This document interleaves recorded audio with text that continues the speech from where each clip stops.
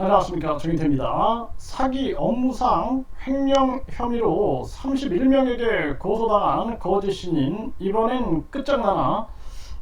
PD수첩이 이 거짓 신인에 대해서 아주 낱낱이 지금 밝히고 있습니다. 그래서 오늘 MBC, IMBC 연예에서 이 거짓 신인의 종교시설 마르지 않는 자금 비결, 그러면서 이 거짓 신인 의혹을 심층 취재했다, PD수첩의 소식을 전했는데요. 이 거짓 신인에 대해서 이 특유의 기이한 언행과 노래, 공중부양으로 이목을 끌었던 이 거짓 신인, 이자가 작년 11월 정치자금법 위반과 식품위생법 위반, 이 불로우유 문제, 그리고 대통령 대리 문제죠. 80여 명의 전 지지자들에게 고발이 됐고요. 12월에는 사기 업무상 횡령 혐의로 31명에게 고소가 되었다라는 것입니다. 또 올해 2월에는 추영, 여성, 남성 추영 혐의로 22명의 전 지지자에게 고소를 당했고, 4월에는 압수수색까지 받게 되었다라는 것입니다. 이런 부분들을 낱낱이 지금 규명하고 있는 그러한 정황입니다. 그래서 이 PD수첩이 아주 날카롭게 분석을 했어요. 그래서 이 거짓 신인의 과거 역사부터 지금까지 조명을 해버린 거죠. 이 PD수첩이 잘 알고 있는 겁니다. 2008년도에 이 거짓 신인의 실체를 몰랐죠, 국민들이. 모르고 이자가 박정희 정책 보호자 역이다 이러면서 들먹이고 각종 기행을 일삼을 때 PD수첩이 이자에 대해서 종지부를 찍어버렸습니다. 그래서 이자의 실체를 드러내버리고, 그리고 결국에는 구속영장 청구와 구속 상황, 그리고 실형까지 가게 되는 그러한 정황이 됐는데, 이번에도 역시 PD수첩이 과거부터 지금까지 이자의 모든 거짓과 악행에 대해서 총망라해가지고 문제를 낱낱이 지금 밝히고 있는 그러한 정황입니다. 이번에 이 거짓 신인이 이자가 4월에 이게 이제 방송이 돼야 되는데 꼼수를 써가지고 국회의원 출마를 하면서 이 방송이 안 됐습니다. 그런데 그게 도리어 PD수첩을 도와준 격이 된 거예요. 그래서 그 이후로 JTBC에서 땅값 계좌 내밀자 카메라 꺼 하면서 난리가 났었죠. 그때 이제 많은 것들이 또 파헤쳐진 겁니다. 그 이후로 KBS, MBC, SBS, MBN, JTBC, TV조선 등등 할 거 없이 모든 언론들이 들고 일어나가지고 이자를 쳤는데, 그때 이제 많은 것들이 드러나게 된 거죠. 그러면서 압수수색이 들어갔고 경기 북부 경찰청장까지 나서는 그 정황까지 갔던 것입니다. 근데 그때 이제 이자가 바로 구속이 됐어야 되는 것인데, 또 한쪽에서는 전하 김태형 감독님이 이자를 구속시키는 게 잘못된 짓거리다 이러면서 비판하는 자들이 있었어요.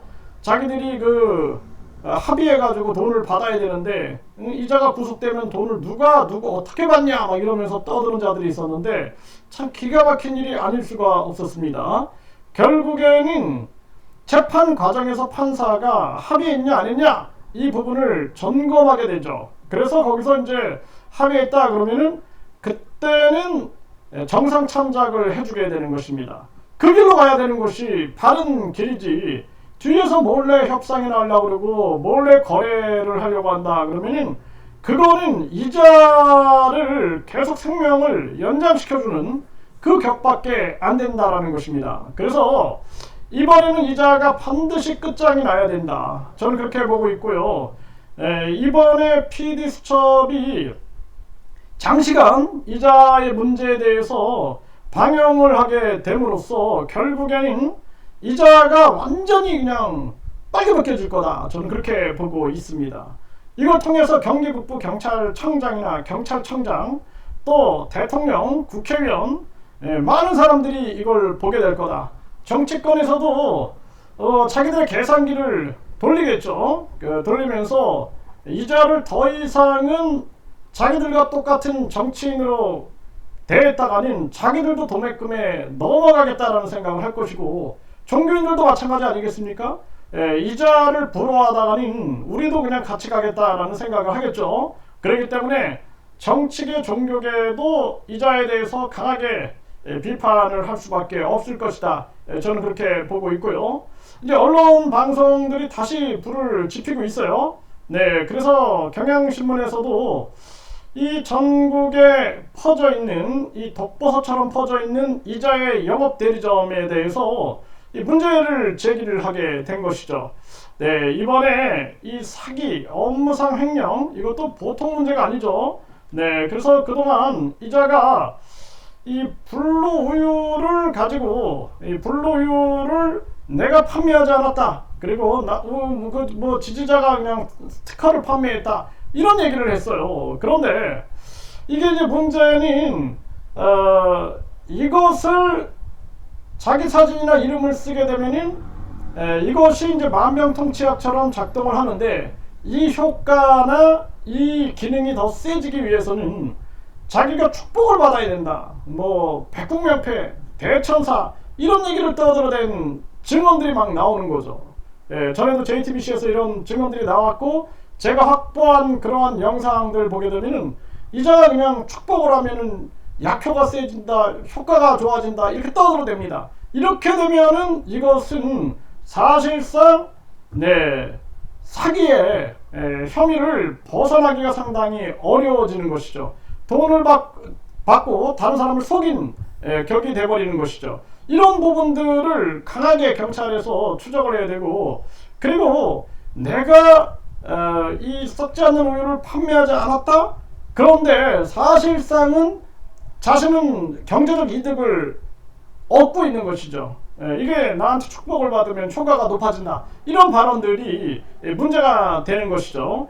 이번에 이 PD수첩이 이렇게 강력하게 나가고 있는데, 과연 이자의 변호인들, 그자들도 여기에 대해서 어떻게 대응할 것인가, 이번에 아주 전 국민이 지켜봐야 된다. 이번에 김호중 사태 때도 보면은